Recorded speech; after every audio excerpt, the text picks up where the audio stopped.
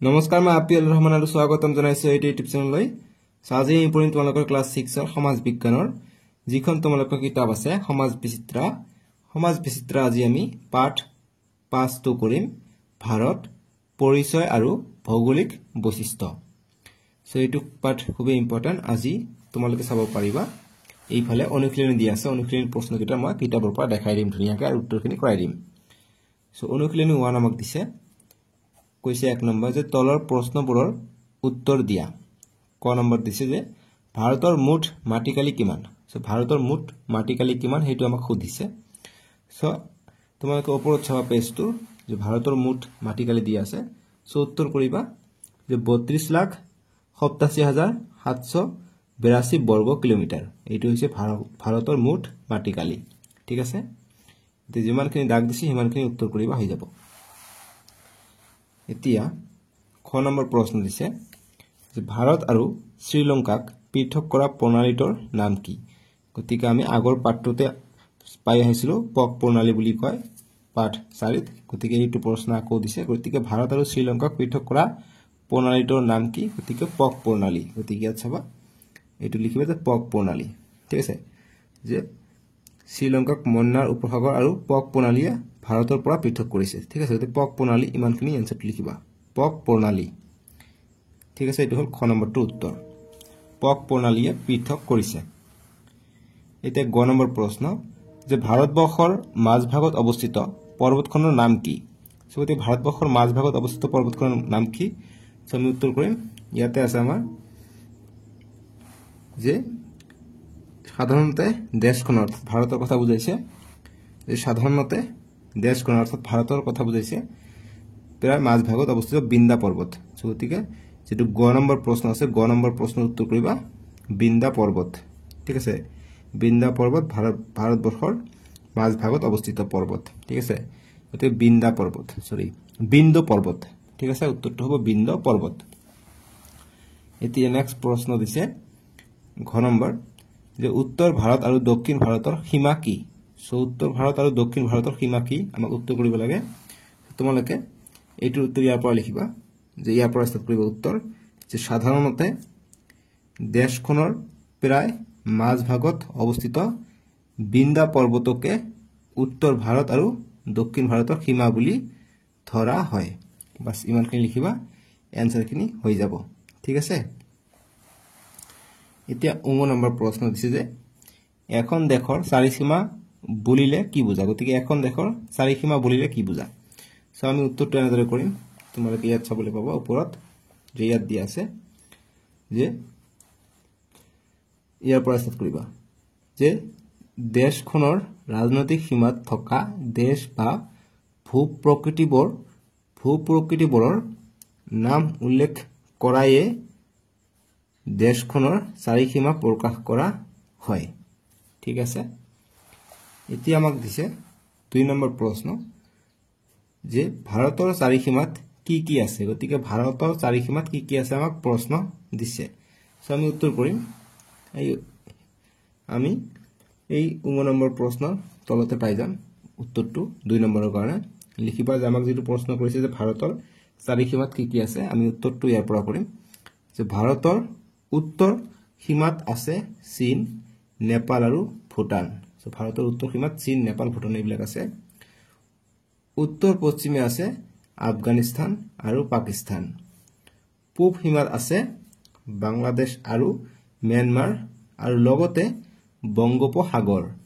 দক্ষিণে আছে দ্বীপ ৰাষ্ট্ৰ শ্ৰীলংকা আৰু ভাৰত মহাসাগৰ শ্ৰীলংকাক মন্নাৰ উপসাগৰ আৰু পক প্ৰণালীয়ে ভাৰতৰ পৰা পৃথক কৰিছে ভাৰতৰ পশ্চিম ফালে আৰব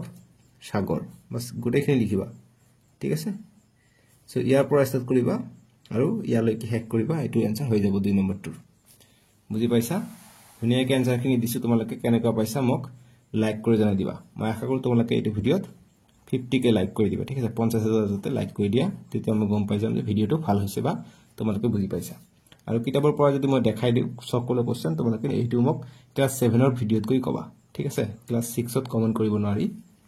তেতিয়া নেক্সট অনুশীলনী দিছে আমাক কাম আমি এতিয়া নেক্সট অনুশীলনী দিছে এইটো পেজ নম্বৰ 47 দিছে 47 পেজত দিছে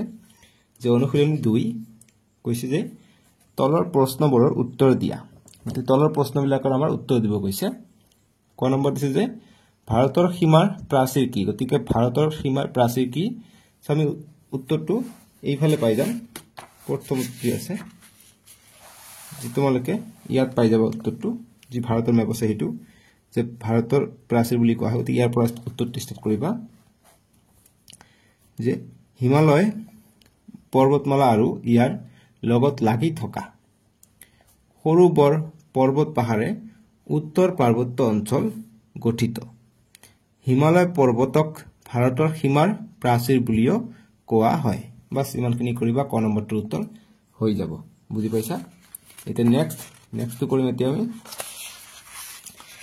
এতিয়া খ নম্বৰ প্ৰশ্ন দিছে যে ভাৰতৰ দুখন বন্দৰ নগৰৰ নাম লিখা গতিকে বন্দৰ নগৰৰ নাম লিখিব কৈছে সো বন্দৰ নগৰৰ নাম কত পাম আমি পেজ নম্বৰ 46 ত চাবা ইয়াত দি আছে বন্দৰ নগৰ সো গতিকে ভাৰত যিকোনো দুটা লিখিব কৈছে সো খ নম্বৰৰ কাৰণে উত্তৰ লিখিবা মুম্বাই গোৱা আৰু চেন্নাইতো কিন্তু বন্দৰ নগৰ অৱস্থিত গতিকে চেন্নাইও আছে গতিকে দুটা লিখিব কৈছে মুম্বাই গোৱা চেন্নাই যিকোনো এটা লিখিবা দুটা লিখিবা মুম্বাই নহলে চেন্নাই নহলে মুম্বাই নহলে গোৱা যিকোনো দুটা লিখিবা হৈ যাব অসুবিধা নাই আমাৰ ভাৰতৰ এই তিনিটা ঠাইত পোৰ্ট আছে ঠিক আছে অৰ্থাৎ বন্দৰ নগৰ বুলি কোৱা হয় মুম্বাই গোৱা আৰু চেন্নাই উত্তৰ লিখিবা মুম্বাই গোৱা হৈ যাব দুটা বা দুখন এতিয়া নেক্সট আমাক দিছে প্ৰশ্ন গ নম্বৰ যে ভাৰতৰ উপকূলীয় অঞ্চলত বাস কৰা লোকসকলৰ প্ৰধান বৃত্তি কি সৌতে যিবিলাক উপকূলীয় অঞ্চলত বাস কৰে তেওঁলোকৰ প্ৰধান বৃত্তি অৰ্থাৎ কি কাম কৰে সগতিকে আমি আনসাৰটো ইয়াত পাই যাম তোমালোকে চাব পাৰিবা যি উপকূলীয় নিম্নভূমি অঞ্চল আছে পেজ নম্বৰ 46 ত তলত চাব পাৰিবা যে যিবিলাক উপকূলীয় নিম্নভূমি অঞ্চলৰ মানুহ আছে যে উপকূলীয় অঞ্চলত কিছু কিছু ঠাইত ধান খেতি কৰা হয় যদিও সাগৰীয় মাছ ধৰাটো হে ইয়াৰ বাসিন্দাসকলৰ প্ৰধান বৃত্তি সগতিকে আমি কি পালো প্ৰধান বৃত্তি কি পালো যে সাগৰীয় মাছ ধৰা হৈছে যি প্ৰশ্নটোত কৈছে হেতু উত্তৰ হ'ব যে ভাৰতৰ উপকূলীয় অঞ্চলত বাস কৰা লোকৰ প্ৰধান বৃত্তি কি ডাইৰেক্ট উত্তৰটো লিখিবা যে উত্তৰ সাগৰীয় মাছ ধৰা ঠিক আছে এতিয়া আমাক ঘ নম্বৰ প্ৰশ্ন দিছে যে জাৰৱা সকলে কত বাস কৰে গতিকে জাৰৱা সকল এটা কি হয় মানুহৰ এটা জাতি হয় গতিকে ইহত কত বাস কৰে গতিকে ইহত ভাৰততে বাস কৰে গতিকে কত বাস কৰে এটা আমি আনসাৰ কৰিম গতিকে ইয়াত যি এটা ফটো দিছে এইবিলাক হৈছে জাৰৱা গোষ্ঠীৰ পুৰুষৰ ছবি মহিলা আছে এটো হৈছে পুৰুষৰ ছবি ঠিক আছে গতিকে ইহত কত বাস কৰে তোমালোকে চাব পাৰিবা যে ইহত উত্তৰটো কৰিবা যে আনন্দমান নিকোবাৰ দ্বীপপুঞ্জত আন্দামানিজ গতিকে আন্দামানিজ অংগে জাৰৱা ইয়াত জাৰৱাটো ইয়াত উল্লেখ কৰিছে জাৰৱা আৰু সেন্টিনেলিস ইহত কেইটাই মানে এই জাতি কেইটাই আনন্দমান নিকোবৰ দ্বীপপুঞ্জত বাস কৰে আৰু যে সেন্টিনেলিস আছে এটো সেন্টিনেলিস আইল্যান্ড বুলি কয় তাতে কিন্তু কোনো যাব নোৱাৰে তাৰ ভাষা কি কেনেকৈ খোৱা লোৱা কৰে এটো পৃথিৱীৰ পৰা বা দুনিয়াৰ পৰা এটো বিচ্ছিন্ন হৈ আছে ঠিক আছে তাতে কোনো যাব নোৱাৰে তাতে কোনো গলে তাতে মাৰি পেলাব আৰু ইহতে কলৈ নাযায় তাতে দ্বীপৰ ভিতৰতে থাকে সেন্টিনেলিস বুলি কোৱা হয় আৰু আমি যেটো উত্তৰটো কৰিম এটো জাৰৱা সকলে কত বাস কৰে আমি উত্তৰ কৰিম অকল উত্তৰ লিখিবা যে আনন্দমান নিকোবাৰ দ্বীপপুঞ্জত বাস এইখিনি লিখিবা উত্তৰটো হৈ যাব জাৰৱা সকলে ইয়াত বাস কৰে লগতে যদি পাঠৰ ভিতৰৰ প্ৰশ্ন আহে যে আন্দামানিজ অংগে বা সেন্টিনেলিস কত বাস কৰে এইটোৰ আনসাৰ আনন্দমান নিকোবৰ দ্বীপপুঞ্জত হৈ যাব ঠিক আছে এতিয়া আমাক চমুটকা লিখা বুলি কৈছে ক নম্বৰটো যে উত্তৰ পাৰ্বত্য অঞ্চল এটো চমুটকা লিখিব দিছে উত্তৰৰ পাৰ্বত্য অঞ্চল চমুটকা মানে ইয়াৰ বিষয়ে অকমান লিখিব লাগে সো আমি লিখিম তোমালোকে চাবা উত্তৰৰ পাৰ্বত্য অঞ্চল কত দি আছে তোমালোকে চাব পাৰিবা যে পেজ নম্বৰ 42 ত চাওলে পাবা যে উত্তৰৰ পাৰ্বত্য অঞ্চলৰ বিষয়ে সৌতে আমি আনসাৰটো কৰিম ইয়াৰ পৰা ষ্টাৰ্ট কৰিবা যে হিমালয় পৰ্বতমালা আৰু ইয়াৰ লগত লাগি থকা সৰু বৰ পৰ্বত পাহাৰেৰে উত্তৰৰ পাৰ্বত্য অঞ্চল গঠিত হিমালয় পৰ্বতক ভাৰতৰ সীমাৰ প্ৰাচীৰ বুলি কোৱা হয় পূৱা পশ্চিমাকৈ দীঘলীয়াকৈ উচ্চতাৰ ভিত্তিত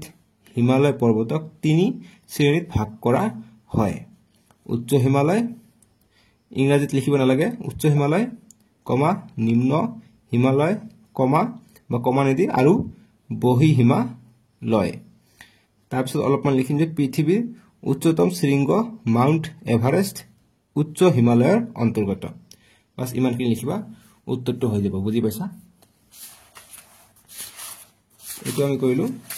ক নম্বৰ সমুটকা এতিয়া খ নম্বৰ সমুটকা দিছি যে উত্তৰ সমভূমি অঞ্চল সো উত্তৰ সমভূমি অঞ্চলৰ কাৰণে উত্তৰ সমভূমি কত দিয়া আছে এটো তোমালোকে চাবা পেজ নম্বৰ 43 চাবা উত্তৰ সমভূমি অঞ্চল দিয়া আছে যে উত্তৰ ভাৰতৰ সমভূমি অঞ্চল অৰ্থাৎ উত্তৰ সমভূমি অঞ্চলৰ বিষয়ে দিছে আমি আনসাৰটো কৰো খ নম্বৰ সমুটকা ইয়াৰ পৰা লিখিবা যে হিমালয়ৰ পাদ দেশ আৰু দক্ষিণাত্য মালভূমিৰ মাজত অৱস্থিত প্ৰায় 2400 কিলোমিটাৰ দীঘল আৰু 950 ৰ পৰা 300 কিলোমিটাৰ বহল সমতল অঞ্চলটোক উত্তৰ ভাৰতৰ সমভূমি অঞ্চল বোলা হয়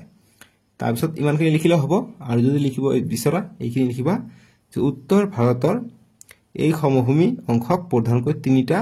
ভাগত ভাগ কৰিব বা ভগাব পাৰি ক নম্বৰ পশ্চিমৰ পাঞ্জাব হাৰিয়ানা সমতল মধ্যভাগৰ গংগা যমুনা সমভূমি আৰু গ নম্বৰ পূৰ্বৰ ব্ৰহ্মপুত্ৰ উপত্যকা বাস ইমানখিনি লিখিবা খ নম্বৰ সমুটকা হৈ যাব ঠিক আছে এতিয়া গ নম্বৰটো যেটো দিছে গ নম্বৰ দিছে যে দক্ষিণাত্য মালভূমি অঞ্চল গতিকে দক্ষিণাত্য মালভূমি অঞ্চলৰ আমাক সমুটকা লিখিব দিছে আমি লিখিম দক্ষিণাত্য মালভূমি অঞ্চল কত দিয়া আছে ইয়াত চাব পাৰিবা মালভূমি অঞ্চল দক্ষিণাত্য ন ইয়াত পেজ নম্বৰ 45 ত চাবা দিয়া আছে দক্ষিণাত্য মালভূমি অঞ্চল সো ইয়াৰ কাৰণে উত্তৰটো কৰিবা যে গংগা সমভূমিৰ দক্ষিণে অৱস্থিত আৰব সাগৰ আৰু বংগোপসাগৰৰ মাজৰ তিনিকোণীয়া ভূ ভাগকেই দক্ষিণাত্য মালভূমি অঞ্চল বোলা হয় এই মালভূমিৰ তিনিও দিশে সাগৰ মহাসাগৰ থকাৰ বাবে ইয়াক দ্বীপ মালভূমি বুলিও জনা যায়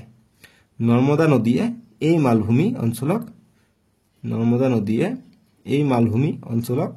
দুভাগত ভাগ কৰিছে ঠিক আছে ইমানখিনি লিখিবা এনসাৰ হৈ যাব এতিয়া নেক্সট প্ৰশ্ন দিছে সমুটকা ডি নম্বৰ 2 যে উপকূলীয় নিম্নভূমি অঞ্চল ঠিক উপকূলীয় নিম্নভূমি অঞ্চল কত পাবা পেজ নম্বৰ 46 ত পাবা ইয়াত চাবা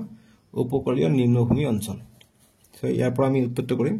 যে ভাৰতৰ এক বৃহৎ অঞ্চল সাগৰ মহাসাগৰেৰে আগৰি আছে দেশখনৰ উপকূলীয় নিম্নভূমি অঞ্চলটোৰ পূব দিশত আছে বংগোপসাগৰ পশ্চিমে পশ্চিমঘাট পৰ্বতৰ গাতে লাগি আছে আৰব সাগৰ দেশখনৰ দক্ষিণ দিশে আছে ভাৰত মহাসাগৰ বাস এইখিনি লিখিবা লাষ্টত দিয়া আছে উপকূলীয় নিম্নভূমি খ নম্বৰটো ইয়াৰ উত্তৰ হৈ যাব সো এইখিনি দিয়া আছিল আৰু প্ৰশ্ন দিয়া নাই আমি নেক্সট ভিডিঅত তোমালোকৰ এক্সট্ৰাকে প্ৰশ্ন আহিব পাৰে যে পৰ্বতমালাৰ বিষয়ে লিখিবা যে বা পৰ্বতমালা কাক বোলে লিখিবা যে কেইবাখনো পৰ্বত পাহাৰ যেতিয়া একেলগে সংযুক্ত হৈ থাকে তাকেই পৰ্বতমালা বুলি কোৱা হয় ঠিক একেদৰে যদি হিমবা কাক বোলে আহে লিখিবা যে পৰ্বতৰ ঢালেৰে বৰফৰ খণ্ড নামি অহাকে হিমবা বোলা হয়